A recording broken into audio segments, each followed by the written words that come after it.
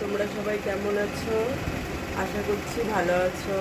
তো বন্ধুরা দেখো, অনুষ্কার খাওয়ার সিস্টেম দেখো। এই দেখো কীভাবে খাচ্ছে, দেখছো?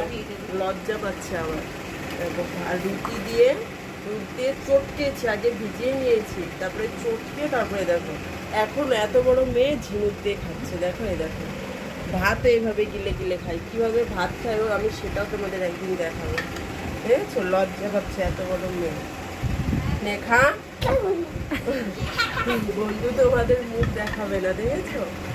চলে গেল, লজ্জা পেয়েছে।